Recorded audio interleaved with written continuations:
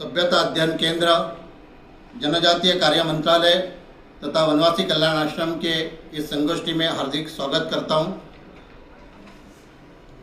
मंच पर विराजित आज के द्वितीय सत्र के अध्यक्ष डॉक्टर दिवाकर मीन जी, आप रांची यूनिवर्सिटी के प्रॉक्टर, एचओडी तथा डीन रह चुके हैं।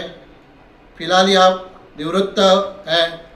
आपका हिस्ट्री ये विषय रहा है, इतिहास विषय रहा है, इसमें आपने वर्षों से अध्ययन किया है और साथ साथ में आपने जनजातीय समाज को बहुत करीब से देखा हुआ है और उनकी संस्कृति, विशेष रूप से झारखंड की संस्कृति के बारे में आपने पढ़ाया भी है और लोगों को अपने लेखनी के द्वारा अवगत भी किया है, जिसमें जिन्होंने 4 पुस्तक लिखे हुए हैं। Encyclopaedia of solo tribes of Jharkhand, यह एक उनकी किताब है। साथ में शहीदों का झारखंड, यानी हमने जो सवेरे से देखा हुआ है कि कितने अगणित हीरो इस स्वतंत्रता के लिए बलिदान किया है, उसका सबसे बड़ा संघर्ष, संग्राम, और अनेक वीर झारखंड से आते हैं। इस झारखंड के हीरो के बारे में भी आपने लिखा हुआ है। मुंडा और उरांव का धार्मिक इतिहास, इस विषय पर भी आपने लिखा है। तो ऐसे सिद्धहस्त लेखक है, प्राध्यापक है और वनवासी से जुड़े हुए और सामाजिक क्षेत्र से जुड़े हुए एक धरातल के आप कार्यकर्ता है, तो आप एक तज्ञ है। मैं आपका फिर एक बार स्वागत करता हूं और इसमें रश्मिनी जी से मैं अनुरोध करता हूं, आप प्राध्यापिका है और इस पूरे जो हमारा सेमिनार है, इस सेमिनार के कार्यक्रम गट को आप संचालित कर रहे हैं। मैं आपसे निवेदन करता हूं कि आप आए और डॉक्टर मीन जी का आप सम्मान सत्कार करें।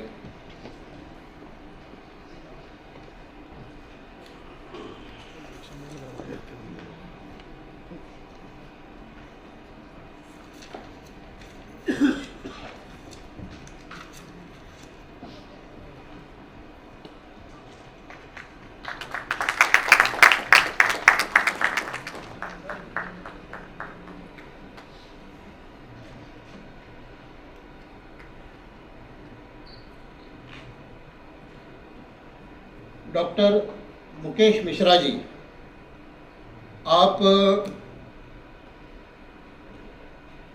दत्तोबंता ठेंगड़ी शोध संस्थान भोपाल के निर्देशक है।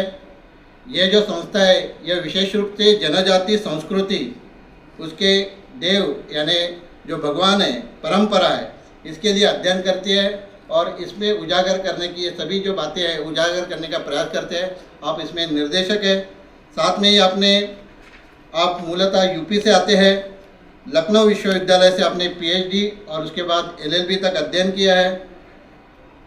मीडिया संस्थान से भी आप जुड़े हुए हैं, लेखन कार्य भी आपने किया हुआ है। साथ ही अटल बिहारी वाजपेयी हिंदी विश्वविद्यालय के आप कार्य परिषद सदस्य, इसी मेंबर भी रहे हैं और पूर्व में बरकतुल्ला जो यूनिवर्सिटी है, विश्वविद्यालय, उसके भी आप कार्य परिषद के सदस्य रहे। आज के हमारे इस सत्र में एक वक्ता रहेंगे। प्राध्यापक रामशंकर उरांव जी, आप मूलतः जशपुर से हैं, जहां पर अखिल भारतीय वनवासी कल्याण आश्रम का कार्य 1952 में शुरू हुआ था, मगर वैसे तो आपका जन्म अंडमान और निकोबार में हुआ है। वर्तमान में आप बीएचयू में इंस्टीट्यूट ऑफ मैनेजमेंट स्टडीज़ के आप एसोसिएट प्रोफेसर हैं। वनवासी कल्याण आश्रम से जुड़े हुए हैं, अन्य सामाजिक क्षेत्र में आप काम करते हैं और इसी विषय को लेकर वनवासियों का इतिहास, वनवासियों के बारे में, मैनेजमेंट के बारे में उनका अध्ययन है। आज क्या हमारे सम्मानीय वक्ता है। आखिरी में जो बैठे हैं श्रीमान राजाराम कटारा जी, राम राम से परिचित होगा कि आप जनजाति के संस्कृति से कितने घुल मिल गए हैं। आप भील जनजाति से आते हैं, मूलतः धार जिले के जुनापानी गांव के रहने वाले हैं। देवी अहिल्या विश्वविद्यालय इंदौर से भूगोल शास्त्र में 2001 में आपने उच्च शिक्षा प्राप्त की और उसी दौरान विद्यार्थी जीवन में ही वनवासी कल्याण आश्रम के कार्यकर्ता के रूप में सामाजिक कार्य की शुरुआत की। 2001 से आपने मध्य प्रदेश के अनेक जनजाति क्षेत्रों में सामाजिक जनजागरण का कार्य किया। 2004 से झाबुआ में शिव गंगा संस्था के साथ पूर्णकालिक कार्यकर्ता के रूप में सतत सामाजिक संगठन और समृद्धि के लिए कार्यरत है। झाबुआ, मैं सबसे एक बार अनुरोध करूंगा कि आप जब भी समय मिले तो झाबुआ का जो हमारा शिव गंगा का प्रकल्प है वो अवश्य देखने जाए, अनुभूति उसकी ले।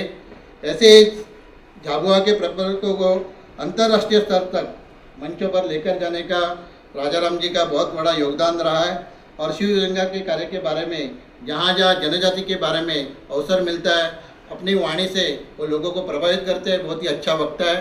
तो राजाराम जी भी हमारे साथ है। मैं अभी इस सत्र में जो हमारा समय सारणी रहेगा, मंच पर उपस्थित सभी जो महानुभाव है इनको 15 या 20 मिनट का अपना विषय रखने के लिए आमंत्रण है। उसके बाद माननीय अध्यक्ष जी मीन जी अपना वक्तव्य करेंगे। आखिरी में प्रश्नोत्तर का भी कार्यक्रम है। तो ऐसे इस जो विषय हमारा है कि जनजातीय संस्कृति और सनातन का आंतरिक संबंध, इस सत्र को शुरू करने की मैं परवानगी अपने अध्यक्ष से मांगता हूँ।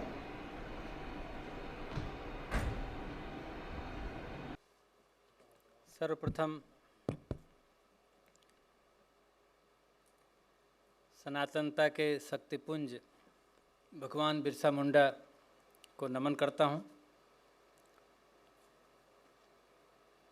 मंचासीन आज इस सत्र के अध्यक्ष डॉक्टर दिवाकर मिंज जी, श्री राजाराम कटारा जी, श्री रामशंकर उरांव जी और संचालन कर रहे श्री शरद चौहान जी। साथ ही हमारे मध्य सभा में उपस्थित हमारे सबके प्रेरणा स्रोत मार्गदर्शक श्री गिरीश कुबेर जी, श्री रामचंद्र खराड़ी जी, श्री प्रमोद जी और अन्य उपस्थित मित्रों, सहयोगियों, आप सभी को मैं नमस्कार करता हूं और सर्वप्रथम सभ्यता अध्ययन केंद्र, जनजाति कार्य मंत्रालय और वनवासी कल्याण आश्रम को इस बात की भूरी भूरी बधाई देता हूं कि उन्होंने चिंतन की इस प्रक्रिया को आगे बढ़ाया है और अभी तक का जो अकादमिक जगत में जो चिंतन ज़्यादा प्रभावी है उसकी माद में घुस करके यह विमर्श खड़ा किया है।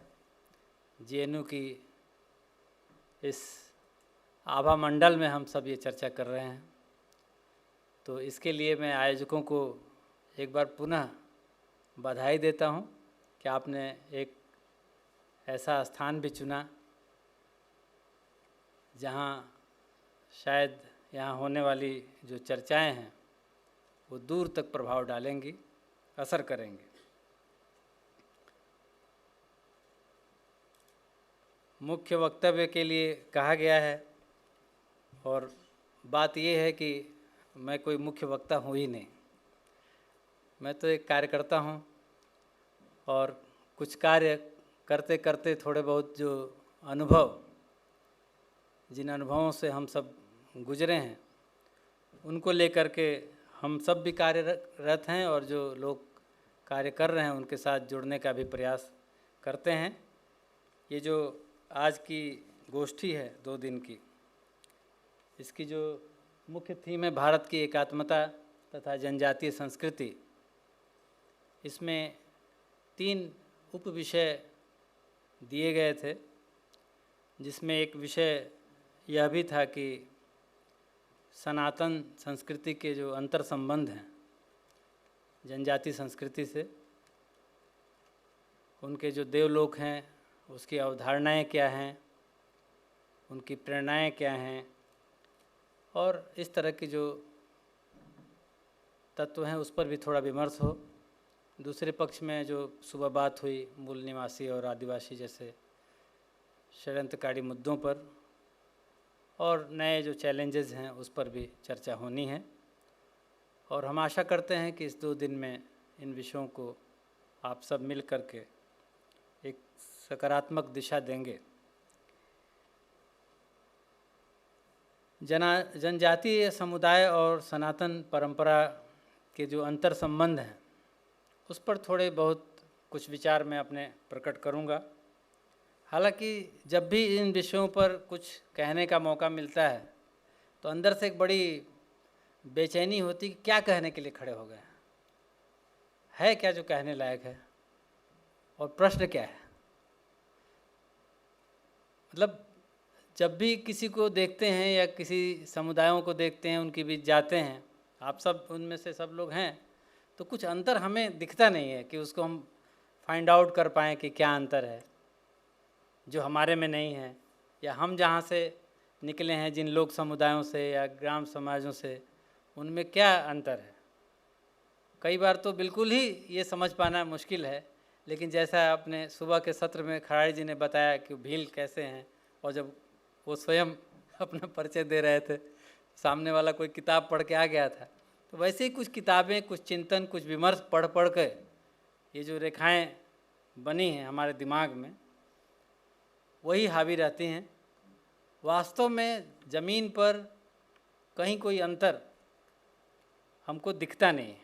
और हमारे पिछले जो, मैं चूँकि अकादमिक फील्ड में ही ज़्यादा सक्रिय रहता हूँ, आप सब लोग सांगठनिक कार्यों में भी हैं, ज़मीन पर अनेक मुद्दों को भी डील करते हैं, एक्टिविज़म में भी हैं, हम लोग एक्टिविज़म में नहीं हैं।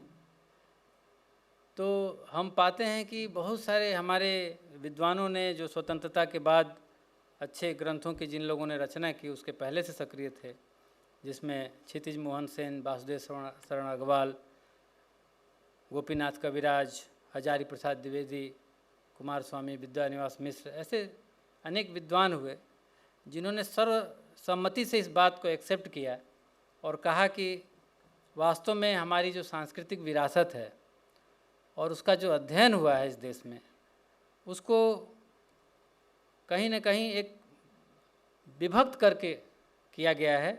और ऐसा किया गया है कि अलग अलग धाराओं को इस्टेब्लिश कर दिया गया है कि ये बौद्ध चिंतन है, ये जैन चिंतन है, ये वैष्णव चिंतन है, ये शाक्त है, शैव है। ऐसी धाराएं चिंतन के माध्यम से खड़ी की गई हैं, लकीरें खींच दी गई हैं, और एक तरह से कई प्रकार के विवादों को हवा दी गई है जो संप्रदायों के हितों में टकराव पैदा करते हैं और उनसे प्रेरित भी हैं।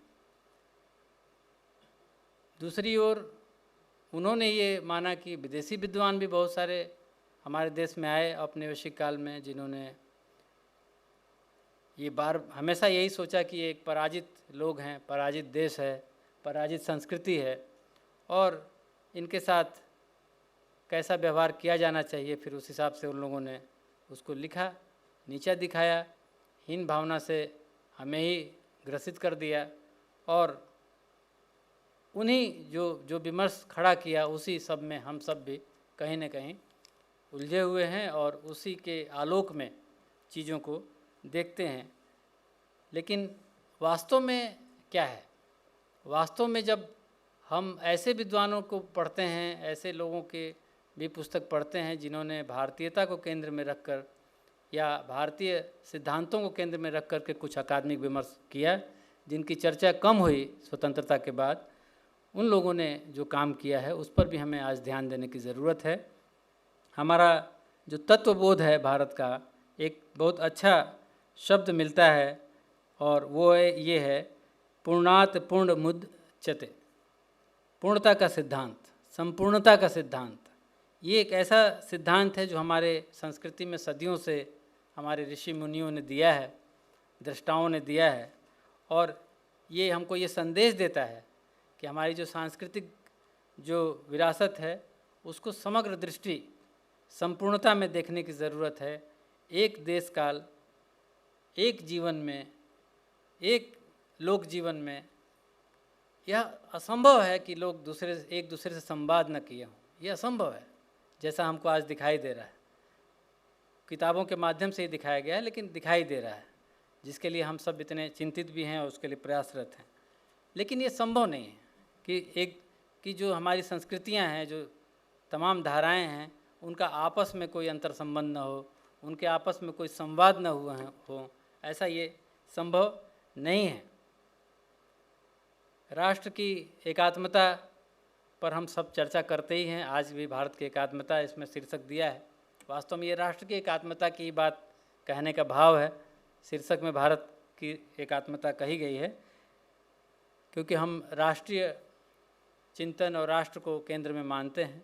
जब हम एक सांस्कृतिक सूत्र में बंधे हैं तो हमें ये समझने की भी ज़रूरत है कि वास्तव में जब हम राष्ट्रीय एकात्मता पर बात कर रहे हैं तो राष्ट्र क्या है और उसको एकात्मता को देखने से पहले के चरण क्या हो सकते हैं, राष्ट्र का तात्पर्य क्या है। तो राष्ट्र का तात्पर्य है हमारे लिए शत सहस्त्र मानव जातियों की एकता, समान सामूहिक स्मृतियाँ, हमारी समान आनुवंशिकता, हमारी समान असहिष्णुता और हमारा सह अस्तित्व, एक साथ जीवित रहना और इतिहास के उतार चढ़ाव में समान अनुभूतियों से गुजरना, ये हमारी राष्ट्र की एकात्मता है। ये जो हमारा राष्ट्र है, इनमें जितने भी संकट या आप कहिए अवसर आए हैं, उनमें ऐसा कभी नहीं हुआ। सुबह के मंच से भी ये बात कही गई कि किसी ने अकेले या किसी एक समुदाय ने कोई लड़ाई लड़ी हो या उसका सामना किया हो, ये संभव नहीं है। इसलिए समान सामूहिक जो स्मृतियां हैं, समान सामूहिक जो सहअस्तित्व है, सब प्रयास हैं, ये सब मिल करके एक राष्ट्र का निर्माण करते हैं। जब एक उद्देश्य के लिए सारे लोग, वो चाहे नगर में रह रहे हों, चाहे वो लोग जो ग्राम समाज है उनमें रह रहे हों या वन क्षेत्रों में रह रहे हों, ये सारे समाज के लोग जब एक उद्देश्य के लिए एक साथ खड़े होते हैं, एक साथ चिंतन करते हैं, एक साथ प्रयास करते हैं, तो वास्तव में वो राष्ट्र का ही निर्माण कर रहे होते हैं। ये सब हमको ध्यान में रखना चाहिए। और ये जो समान स्मृतियां हैं, जो समान अनुभव हैं, अनुभूतियां हैं, और इसके कारण जो हमारे भारतीय समुदायों ने और उसकी संस्कृतियों ने क्या प्रतिमान गढ़े हैं, क्या प्रतिमान माना है कि हमारी संस्कृति कैसी हो, तो वो हमारे कुछ लक्षण हैं। विनयशीलता, शालीनता, सरलता, कृतज्ञता, प्रकृति के चीज़ों के, उसके अवयवों के प्रति कृतज्ञता, ये सब एक व्यक्ति के सुसंस्कृत होने के प्रतिमान। ये कश्मीर से कन्याकुमारी तक आप देखेंगे कि यही प्रतिमान है सभी समुदायों में, सभी समाजों में। इसमें कहीं कोई अंतर नहीं है। किसी ने दर्प को या अभिमान को या द्वेष को या कृतज्ञता को, कुटिलता को किसी ने सुसंस्कृत होने का प्रतिमान नहीं माना है। ये सामूहिक एक तरह से चेतना है जिसमें हम सब एक संस्कृति का निर्माण करते हैं, और ये हमारे अंतर संबंधों का एक मुख्य, एक तरह से कह सकते हैं कि ये स्तंभ हैं, पिलर हैं। और सनातनता के अंतर संबंधों की चर्चा करते हुए एक बहुत महत्वपूर्ण बात है। आचार्य विद्यानिवास मिश्र एक बड़े विद्वान हुए हैं। उन्होंने एक जगह लिखा कि जब हम भारतीयता की या उसके अंतर संबंधों की या सनातनता की खोज या उसका अनुसंधान करते हैं, तो आखिर हम करते क्या हैं फिर, मतलब क्या चीज़ ढूंढते हैं। तो उन्होंने उसका उत्तर भी दिया कि वास्तव में हम एक निरंतरता की खोज कर रहे होते हैं, कंटिन्यूटी ढूंढते हैं। और ये जो निरंतरता है हमारी सांस्कृतिक सामूहिक स्मृतियों की, परंपराओं की, हमारी दृष्टि की, हमारे जो ये प्रतिमान मैंने बताया उनकी, ये जो निरंतरता है, यही वास्तव में सनातनता है। और ये सब जगह काल समय के अनुसार, युग के अनुसार ये आपको मिलती है। निरंतरता की दिक्कत एक और है कि भाई, जैसे अब हम अगर विद्यानिवास मिश्र जी को कोट कर रहे हैं, तो जो बहुत सारे विद्वान हैं वो इन बातों को नकारने वाले भी हैं। तो जो नकारने वाले हैं उनकी समस्या एक दूसरी है कि वो केवल शास्त्रों पर केंद्रित होकर के बात कहना चाहते हैं या किसी पुस्तकों पर आधारित हैं, जबकि भारत जो है उसमें लोक और शास्त्र ये कोई विभाजित संसार नहीं है, ये अलग नहीं है। यहाँ की जो सांस्कृतिक है, जो इसका जो सांस्कृतिक प्रक्रिया है वो एक निरंतरता में भारतीय सांस्कृतिक बोध को विकसित करते हुए आगे बढ़ती है, और इसलिए हमें सांस्कृतिक समग्रता पर ही विचार करना पड़ेगा। और इसलिए हमको तभी जाकर के जो हमारी जो मैंने जिसकी चर्चा की, जिसकी ओर इशारा किया कि निरंतरता दिखाई देगी, क्योंकि हमारी जो हमारी संस्कृति है वो एक तरह से स्थानिकता में है। एक स्थानिकता में उसके अर्थों की अनुगूंज होती है, और बहुत से जो जनपदीय, जिन लोगों ने इतिहास के प्रोफेसर बैठे हुए हैं हमारे आज के अध्यक्ष जी, जो जनपदीय अस्मिताएं हैं प्राचीन काल से चली आ रही हैं, उनको जब हम देखेंगे तो उनके सांस्कृतिक समुच्चयों में, बहुरूप में, विविधता में वो एक राष्ट्र की पहचान और अस्मिता बनाती हुई दिखती हैं। और इस प्रकार से जब हम भारतीय व्रतों को, त्योहारों को, अनुष्ठानों को, पौराणिक या और मिथकीय विश्वासों को, या वाचिक परंपरा का जो विकास है, साथ में जो संगीत, नृत्य, नाट्य, चित्र, शिल्प, स्थापत्य और वास्तुशास्त्र, लोक और शास्त्र की जो ये सारी चीज़ें, ये लोक और शास्त्र, ये दोनों की अंतःक्रिया का परिणाम है। ये केवल शास्त्र आधारित या किसी पुस्तक आधारित या ग्रंथ आधारित नहीं है। इसलिए जब हम सनातन के अंतर संबंधों पर कुछ अध्ययन करें, उस पर विचार करें, तो हमें बार बार अपना जो ध्यान है वो लोक पर केंद्रित करना ही पड़ेगा, क्योंकि लोक की जो चर्या है वही वास्तव में सनातन प्रैक्टिस है, और उसको आप इग्नोर नहीं कर सकते। यदि आप उसको इग्नोर करेंगे तो फिर बहुत सारी चीज़ें अधूरी सामने आएंगी। और ये जो मैंने जिनका जिक्र किया, ये भारत की अद्भुत धरोहर हैं, और ये अधिकांशतः आज भी स्थानिकता में, अगर आप किसी बिल्कुल वीरान इलाके में, जिसको बहुत दूर दराज इलाकों में, वनवासी क्षेत्रों में जाएंगे, तो आपको वो वहाँ की स्थानिकता में वो निरंतरता में विद्यमान दिखाई देगी, उसका अनुभव भी होगा और वो प्रैक्टिस में भी है। समय कम बताया गया, इसलिए मैं कुछ बातों को कल भी शायद मुझे बोलना है, तो मैं उधर अपनी बात रखूँगा।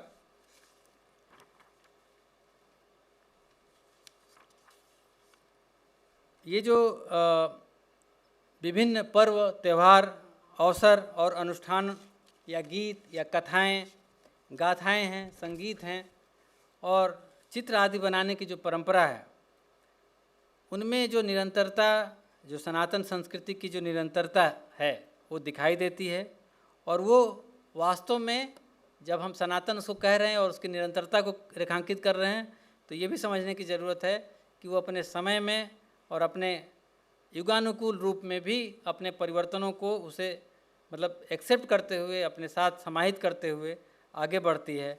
और वो एक अद्भुत सामुदायिकता का जो तालमेल दिखाई देती है, और ये हमें आज भी आंचलिक क्षेत्रों में आपको दिखाई दे देती हैं। मैंने कुछ समय पूर्व अभी भारत की जो खासकर हमारा जो मध्य क्षेत्र है उसमें वहाँ की वाचिक परंपराओं पर, देवलोक पर कुछ काम हम लोगों ने शुरू किया, कार्यक्रम भी आयोजित किए, बहुत सारे एक नेटवर्क भी बना, जो लोग काम कर रहे हैं उनके साथ जुड़ाव भी हुआ।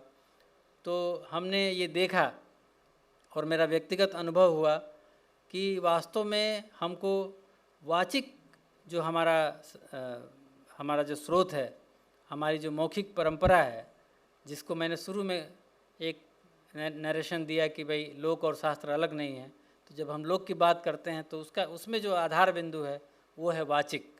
और ये जो वाचिक परंपरा है उसका केवल अर्थ बोली या रचे हुए मतलब बोली में रचे गए साहित्य नहीं है, बल्कि जो संज्ञान की जो समग्र वाचिक भारतीय परंपरा है उससे है। संज्ञान, ज्ञान से जो अनुभूत संज्ञान है, जैसे मान लीजिए कि कोई किसानी कर रहा है, तो वो ऐसा नहीं है कि उसको कोई ज्ञान नहीं है, उसको वो बहुत संज्ञान से भरा हुआ आदमी है, जिसको ऋतुओं का भी संज्ञान है, जिसको समय का भी संज्ञान है, वो एक प्राकृतिक समय में एक संज्ञान से भरा हुआ आदमी है और उसको अपनी सारी चीज़ों के बारे में मालूम है। आप उसको कोई किताब दे करके या कोई थ्योरी बता करके या कोई नियम बता करके आप उसको मतलब संचालित नहीं कर सकते हैं। वो वर्षों से अपनी पीढ़ी दर पीढ़ी जो हस्तांतरित होकर के जो ज्ञान उसको मिला है, जिससे वो संज्ञानित होता हुआ आया है, उससे वो संचालित हो रहा है। तो वाचिक जो है हमारे देश में केवल बोलियों के साहित्य रूप ही नहीं बल्कि ज्ञान की एक पूरी लोक परंपरा है। उसमें लालित का बोध भी है और सृजन भी समाहित है। अब जैसे हमारे जनजातीय लोक नृत्य केवल प्रदर्शनकारी कला नहीं है, जैसे परफॉर्मिंग आर्ट जो मतलब लोक समुदायों में नौटंकी वगैरह होती है और कुछ लीलाएं होती हैं, केवल वैसा नहीं है। वो एक विशिष्ट भूगोल, प्रकृति और लोकाचार में किसी अवसर को समारोहित करता हुआ अद्भुत उल्लास है। अद्भुत उल्लास है। मिट्टी, धातु, लकड़ी या कोई शिल्प सिर्फ रूपंकर कला नहीं है उनके लिए, किसी पर्व त्यौहार की अनुष्ठानिकता का एक बल्कि वो भाग भी हैं।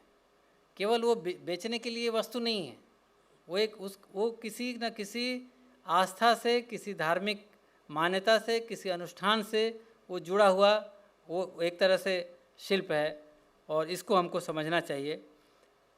जीवन के मर्म को एक कथा में दर्ज करता आख्यान, जो आख्यान हमारे जनजातीय समुदाय में मिलते हैं, वो मात्र अपने समय को रेखांकित नहीं करते बल्कि वो अपने समय और बहुत सारी अनेक पीढ़ियों की जो अनूठी कथा संबोधि है उसको भी अभिव्यक्त करते हैं।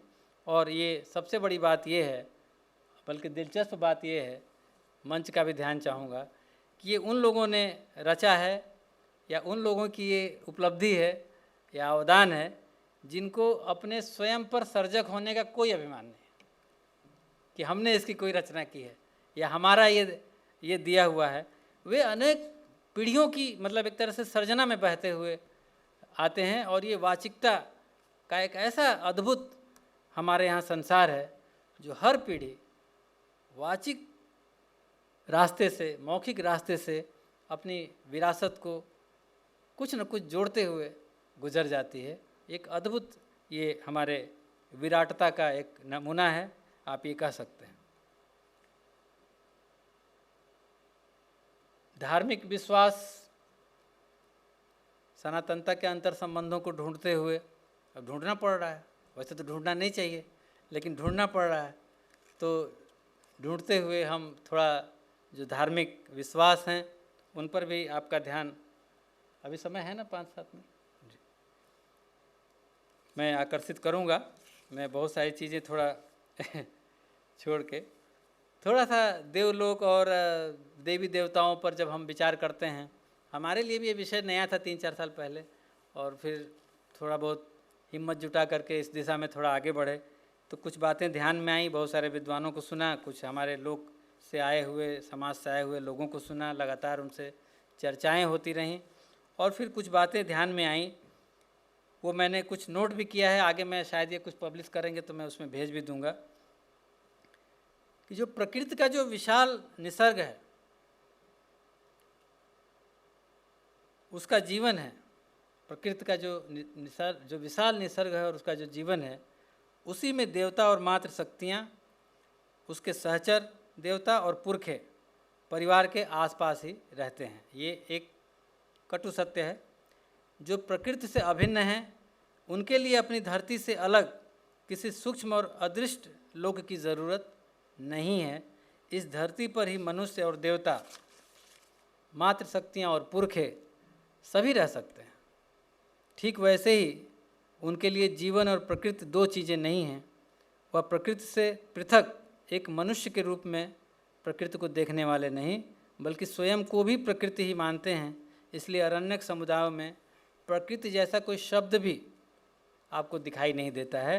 वास्तव में ये जो हमारी भारत की दृष्टि है वो अद्वैत दृष्टि है, और ये अद्वैत की इससे बढ़िया चर्या का उदाहरण हमें दिखाई नहीं देता।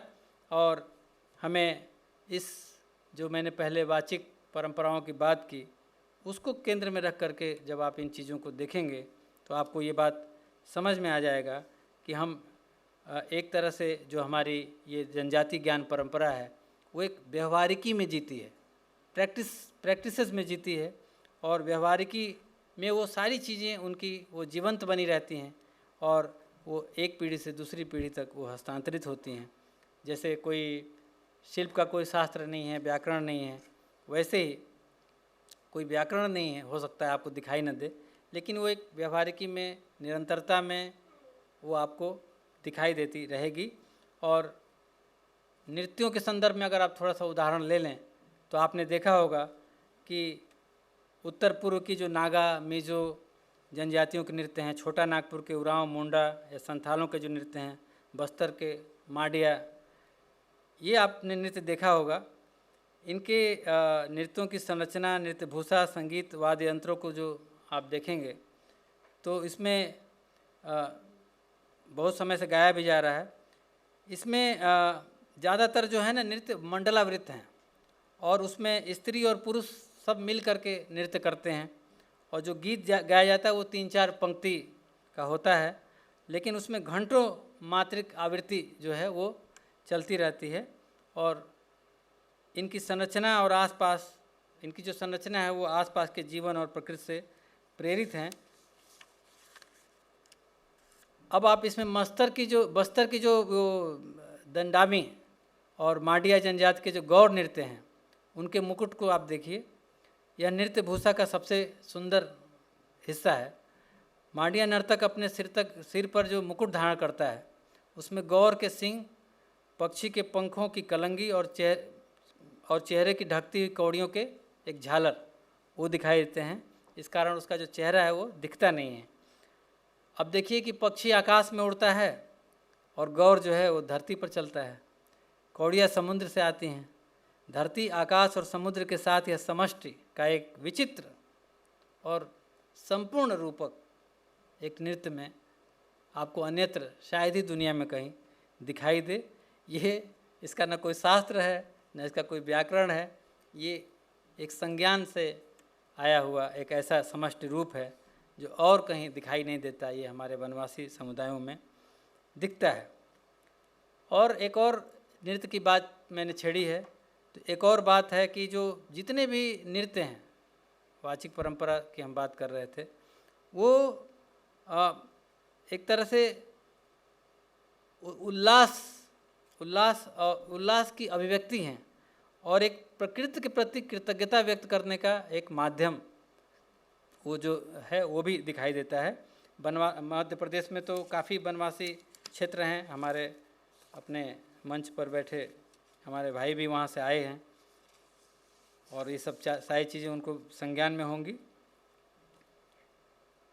देवलोक पर कुछ और बातें कह के मैं अपनी बात समाप्त करूँगा।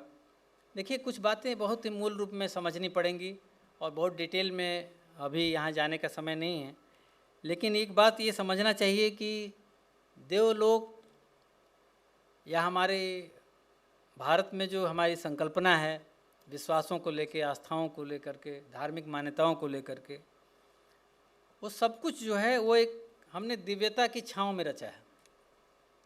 एक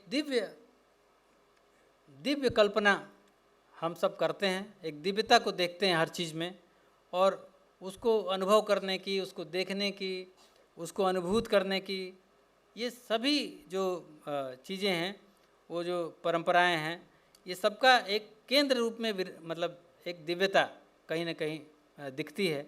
और हमारे जो अरण्यक संस्कृति के जो समुदाय हैं उनमें भी ये दिव्यता आपको दिखाई देगी। उत्पत्ति कथाओं को ले लीजिए आप, उद्भव कथाएं जिसको हम कहते हैं, अन्य जो संस्कार हैं उनके गीतों को ले लीजिए, सब में आपको एक दिव्यता, एक दिव्य शक्ति वो दिखाई देगी। आप उत्पत्ति कथाओं के आरंभ में महादेव वो किसी भी रूप में मिल सकते हैं, माता महारानी माई कहीं न किसी रूप में मिल सकती हैं। लगभग सभी कथाओं में जो उद्भव कथाएं हैं, चाहे वो भील के या भारिया के या गोंड के या कोरकू में कहीं भी देखेंगे आप, तो वो किसी रूप में माटी से उसका संबंध है, पक्षी से उसका संबंध है, कौवे से उसका संबंध है, कछुआ से उसका संबंध है, केकड़ा भी कहीं आएगा। मैं अलग अलग का है, अलग अलग कथाएं हैं, लेकिन वो एक जो मतलब थोड़ा सा अगर उसको संक्षेप में कहने की जब कोशिश करेंगे तो इनका संबंध आपको उसमें दिखाई देगा। और ये किसी जैसे डार्विन के जो थ्योरीज हैं उससे प्रेरित नहीं है, मतलब किसी बानर या अन्य पशु से प्रगति करके मानव के विकसित होने जैसा कोई सिद्धांत ऐसा नहीं है। ये भ्रम मतलब भारत के वाचिक और हमारी जो शास्त्र परंपरा है उसमें कहीं भी नहीं है, जैसा आप सुबह बता भी रहे थे। तो इस तरह से ये हमारी जो उद्भव कथाएं हैं जनजातियों के बीच में, उनको तो बड़े व्यापक रूप में अध्ययन की ज़रूरत है। आप ये पूरी थ्योरी जो पूरी यूरोप की थ्योरी आई हुई है मानव के विकास की, इसको 2 मिनट में ध्वस्त कर देगी। केवल ये कथाएं जिनको मिथक बता करके छोड़ दिया गया है। और मैं हमेशा ये कहता हूँ कि मिथक भाई ठीक है, पूरा सच नहीं हो सकता है, लेकिन आपकी मतलब आपकी जो चेतना है उसका कुछ केंद्र बिंदु तो हो ही सकता है। इसलिए मिथकों को भी इग्नोर नहीं किया जा सकता है। और आप देखेंगे कि पूरे भारत में महादेव, नारायण, सूरज, चंद्रमा, वर्षा, बाघ, नाग, ये जैसे देवता अपनी दिव्य शक्तियों के साथ देवलोक में सर्वाधिक पूज्य हैं। इसके बाद माटी, वृक्षों के, पहाड़ों के, नदियों के, गांव, घर, खेतों, बीमारियों, यात्राओं, ऋतुओं और प्राकृतिक आपदाओं के देवी देवता उनके बृहत्तर देवलोक में कहीं न कहीं किसी न किसी रूप में प्रतिष्ठित हैं। और इन सारे जो अरण्य समुदाय हमारे हैं उनके पर्वों में, अवसरों में, त्योहारों में पूजे जाने वाले देवी देवता भी एक बहुदेववाद जो भारत के लिए कहा गया है, हिंदुओं के लिए कहा गया है, वो बहुदेववाद पूरा का पूरा एज इट इज़, मैं तो कहता हूँ, वो पूरा हमारे अरण्य संस्कृति में, जनजातीय संस्कृति में विद्यमान है। उसको आप देखेंगे नज़दीक जा कर के तो आपको पूरा दिख जाएगा। एक एक जनजातियों में 60-60, 70-70 देवता हैं, 32-32 माताएं हैं। तो पूरा एक बहुदेववाद की पूरी कल्पना जो सनातन संस्कृति में है वो वहाँ भी है। 84,000 जैसे कहते हैं वैसा कुछ वहाँ भी सब जगह आपको दिखाई देगा। और विपत्तियों से दूर रखने वाले देवता, शुभ अशुभ के देवता, सब तरह की जो चीज़ें हमारे सनातन समाजों में, लोक समुदायों में व्याप्त हैं, वो सब यहाँ भी आपको दिखाई देंगी। अच्छी आत्माएं, बुरी आत्माएं, उनका अस्तित्व समानांतर रूप से अपने पास आस पास ही मानते हैं वे। और जो रुष्ट होने पर उनके बच्चों और स्त्रियों, बुजुर्गों, पशुओं और फसलों, वृक्षों, यहाँ तक कि नदियों को भी नुकसान पहुँचा सकते हैं, ऐसे देवी देवता भी उनके साथ रहते हैं। इसलिए टोटके भी वहाँ पर भी हैं, हमारे यहाँ भी हैं। तो सभी जो सनातन समुदाय हैं उनमें एक मूल रूप से जो अवधारणाएँ हैं, चाहे वो पुनर्जन्म की हों, चाहे वो मृत्यु के संदर्भ में कुछ बातें हों, चाहे वो मैंने जो शुभ अशुभ कहा, शकुन अपशकुन कहा, ये सारी बातों को अगर हम थोड़े मोटे उसमें देखेंगे तो आपको ये दिखाई देगा कि ये सारी चीज़ें सब जगह हैं। और भी बहुत सारी बातें हैं जिसमें कहा जा सकता है। मुझे लगता है कि इशारा हो गया है समय का, लेकिन मैं आपको अपना जब मैं लेख भेजूंगा आपको तो आपको इसमें और भी सामग्री मिलेगी। लेकिन मैं कुछ बातें बोल के समाप्त करना चाहता हूं कि आप एक तरह से भारत में जो मेरा अपना अनुभव है इन सबको पढ़ते हुए, देखते हुए, कि भारत में जो है एक शक्तिपुंज, जिसकी जो दिव्यता की जो बात मैंने कही, वो चाहे आप 12 ज्योतिर्लिंग देख लीजिए, चाहे वो आप अन्य तमाम राज्यों में बड़े बड़े शिव के मंदिर देख लीजिए, या मध्य क्षेत्र की जनजातियों के बड़ा देव और भी जितने देव हमारे जनजातियों में, समुदायों में पाए जाते हैं, सबको देख लीजिए, तो कहीं न कहीं इस पूरे देवलोक की दिव्यता के केंद्र में एक जो महाधिदेव, देवाधिदेव, महाधिदेव एक शक्तिपुंज है, वो सब जगह विद्यमान है। ये हमारी इस माटी की, इस धरती का शक्तिपुंज है। और इन सबको हम सब कश्मीर से कन्याकुमारी तक रहने वाले सभी क्षेत्रों के लोग मानते हैं। और मैं तो चूँकि अकादमिक क्षेत्र में काम करता हूँ, तो इसलिए इस अकादमिक मंच से स्वामी विवेकानंद जी को याद करते हुए अपनी बात समाप्त करूँगा कि उन्होंने कहा, तुम आर्य, द्रविड़ अथवा ब्राह्मण अब्राह्मण जैसे तुच्छ विषयों को लेकर तू मैं करोगे तो विरोधाभाव बढ़ाओगे और समझ लो कि तुम उस शक्तिपुंज से दूर हटते जाओगे जिसके द्वारा भारत के भविष्य का निर्माण होना है। मैं अपनी बात यहीं पर समाप्त करता हूँ। आपने मुझे अवसर दिया, बहुत बहुत धन्यवाद। और आयोजकों को विशेष रूप से धन्यवाद कि आपने मुझे यहाँ पर एक अपनी बात कहने का अवसर दिया। आप सभी को नमस्कार। भारत माता की जय।